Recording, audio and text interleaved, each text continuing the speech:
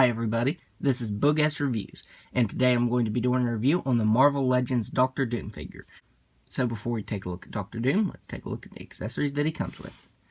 So first up, he comes with a pair of fisted hands, and now the left side's easy to get on and the right isn't, and I will show that in just a second. So switching these out, you just pull that like that, and it ports in pretty easily. You know, that's pretty easy. Now on the right side, this is where it gets weird.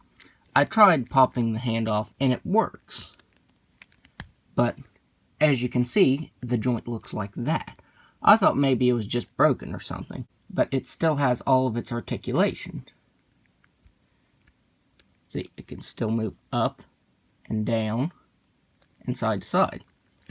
Now, with this fisted hand, I thought, let's lean Dr. Doom back there. He has a little bit of a balancing problem. Now, I thought maybe that was, a mistake. But if you look, this has the same thing. And it pops out and looks the same way. It almost looks like melted plastic right there. So I'll put that to the side. And I haven't bothered with fixing it because, let me get that lined up there. Because you can still get full range of motion with it like that. So that is the reason that I haven't fixed it. Is because even though it's not, I don't think it's supposed to be that way, it still works. You know, you haven't lost any articulation, and it doesn't act as if it's broken. And, you know, it doesn't look broken either. So, I just leave this joint off of it, and I just switch the hands like this. It's kind of weird, but, you know, it doesn't bother me. As long as I get the articulation out of it, and it works okay, that's all that matters. So for his next accessory, he comes with his pistol, and it has some nice sculpt detail to it for it being so little. It doesn't have any sort of paint detail, though. I wish the handle would have been painted, but it's just cast in solid black. And you can fit this in his right hand very well. He holds it very tightly, especially if you can get his finger through the trigger there. So there he is with the pistol, and that looks pretty good. And you can also put it in his holster, which I will show right now. And it fits down in there pretty tightly. And then you just peg it in there. Now my problem with this is anytime you try to unpeg it, it's pretty tough. And as you can see, the holster is coming loose there. Which all I need to do is just put a little bit of glue and stick it back down in there. But it is tough to get in there. So if you put it in there, I would recommend just leaving it there. And finally, he comes with an alternate head sculpt. And this one is his more classic look. Let me turn his neck around here. There. So putting this head sculpt on here, we will take a look at this one first. And this is the more classic head sculpt because this modern head sculpt, let me get it the right way here, is very angry. You can see how they're different. But it has some really nice sculpt detail to it with the rivets in there in his mask. And it has that marbleized silver to it. And I really like the skin tone that they put under the mask. I'm pretty sure that this is two separate pieces, the mask and then the underneath piece, which is just his eyes. But they did a really nice job with that burnt skin tone. As you can see, his eyes are, the right eye's drifting to the right a little bit, and the left's drifting to the left a little bit. But it doesn't look too bad. I think it looks pretty good. So now, taking a look at this head sculpt. This head sculpt is also done really well. I do like it more. This is the more angry, serious, current Doctor Doom. And again, they use that marbleized silver plastic for the mask on this one. And you can see that this one is angry. And the eyes look better on these. They're still drifting off a little bit. But I think it looks better than this one, the eyes on this one. The hood looks really nice, and it has amazing sculpt detail to it. All of Doctor Doom's outfit here is sculpted very nicely. It has a really nice texturing to it. Yeah, that looks really nice. And it is a separate piece, so you can move it independently from the cape. The first Doctor Doom, well, second Doctor Doom Marvel Legend we got from the Ronin wave, the cape and the hood were all one piece. You know, so you could get articulation out of his head, but you couldn't move it that well because of this being all one piece. And they painted the gold on the clasps on his cape really nice. And his torso here, or his chest I should say, has a little bit of paint detail to it. A light green paint. And it's very faint, but you can see it. There's a little bit right here. You can see it mostly right here in the wrinkles on his stomach right here. But you don't get that anywhere else. So that might actually not be intentional either, but I'm pretty sure it is. But you get a nice gold painted belt buckle on his belt there. And it has a really slight texturing to it. I think the camera's picking up, but it has a leathery texture to it. And this has a lot of texturing to it, his holster. And it even has the D for Dr. Doom there sculpted in. So I thought that was a nice attention to detail. All the sculpting on this figure is insane. And his tunic here has some really nice sculpted in wrinkles as well as that texturing. I'm just amazed by that texturing. It just looks so good. And most of his armor has that marbleization to it, but they even sculpted in chainmail in between his armor. And if you can tell there's a little bit of sculpt detail to this joint. So that's really above and beyond. I mean, I know it doesn't have much on there, but they did try to sculpt some detail there on that joint, so it just wasn't smooth. And he does have straps on his armor as well, like right here, and that looks really nice. It's painted really well.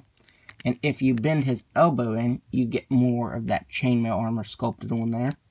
It's sculpted on better up here, but as you can see, there is a little bit of sculpt detail to that joint as well. So even though you're probably not going to be seeing that, you know, Hasbro actually went the extra mile and sculpted on there, which I commend them for.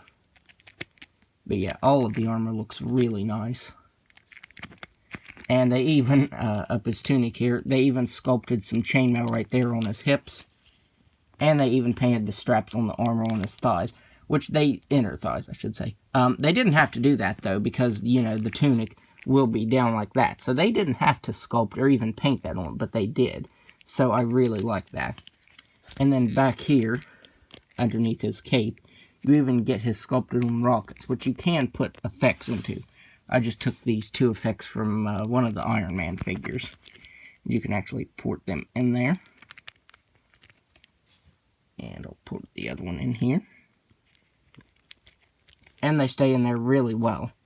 So that's another thing I love about this figure. Hasbro didn't have to do that, you know.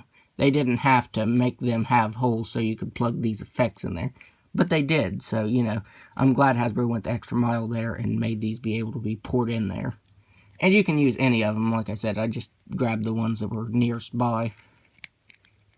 So I'll go ahead and take those out. And you just plug Dr. Doom's cape back in there. He has a hole in his back that it just pegs into. And then there's Dr. Doom's feet. Get some more rivets. And they're all throughout the suit. I forgot to mention that. But yeah, it's sculpted really nicely. So now, let's go ahead and go over his articulation. He has a ball-jointed head that can look back all the way. And he has this ball joint down here in his neck. And that moves as well. I thought at first it was broke. I thought it was a separate piece that broke. But it does move, as you saw in the beginning of the video where it was twisted. When you're posing this around, it will get twisted. Like, it'll get twisted to the side, you know, that kind of thing. But he can look up all the way. And he can look down all the way.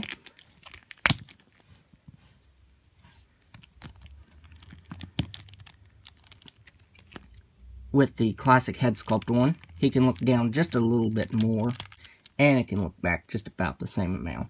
If you go back any further, you will pop the head off. I did make that mistake. Now let's resume his articulation. He has ball-jointed shoulders that can move all the way out. He has swivel at the bicep that can move side to side. He has a double-jointed elbow. He has a hinge at the wrist that can move up and down and swivel side to side. And the other hand can just swivel up and down and side to side. It doesn't have that hinge. I'm glad for his gun-holding hand, they did give us that hinge joint. He has a ball-jointed diaphragm that can move back all the way, and they sculpted it enough to where you don't see it from the front. Now, if you move him forward, you will see it from the back, but his cape will be covering that, so you don't see that. But it can move back all the way, it can move forward all the way, and there you can see that little bit of gappage right there. And it can move side to side. He has ball-jointed hips that can just about do a complete split. If you move it any further, it might split up there, and I don't want to risk that. He can kick forward this far. The tunic does hinder that just a little bit. You know, it's one of those things you don't want to force it because you could rip that. So that is all the farther you will get him kicking forward. He has swivel at the thigh, double jointed knee. They can bend in all the way. He has a swivel up here in the shin. They can swivel side to side. And then it comes down here and has a swivel at the ankle that can move up all the way, down all the way, and an ankle rocker. Now, even though he does have some pretty good ankle articulation, he's still kind of tricky to stand. He still wants to fall over. So mainly what I do is disconnect that from his back and let him lean against that way. And that's what I'll be doing for the size comparisons here. So, first up, here he is next to the Ronin Wave Doctor Doom. This version was also re-released for the Epic Heroes Wave, but this version is the Ronin version. And as you can see, this hood and cape was all one piece, and that hindered his head articulation.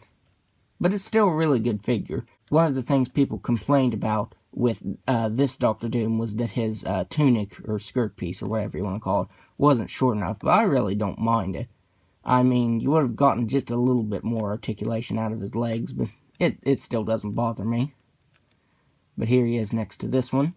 The Toy Biz version was one I never got, so I don't have him to compare him to.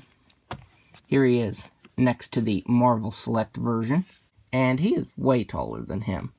And, you know, I was using this in my display as my Marvel Legends version, which I'm going to be using these previous two versions as Doom Boss, so you know it works out. Even having the Toy Biz one, you can still put it into your display as his Doom Boss. So it works out really well. And finally, for the last Doctor Doom figure I have, here he is next to the infamous Iron Man, aka Doctor Doom. And they scaled just about the same height if he was standing up straight. I guess he's just a little bit taller. So let me get him to standing kind of again. So next up, he will be compared to all of the Fantastic Four. So here he is next to all the members of the Fantastic Four. So overall, I'd highly recommend this Doctor Doom figure. This is hands down the best Marvel Legends Doctor Doom we've gotten. And I seriously think this will probably take top spot as the Marvel Legend of the Year. Which, you know, it's pretty early in the year, but, it'll take a lot to top this Doctor Doom. That's how good he is. So, yeah, definitely recommend getting him. So, that's my review. If you like this review, be sure to hit the like button and subscribe to my channel. Thanks for watching.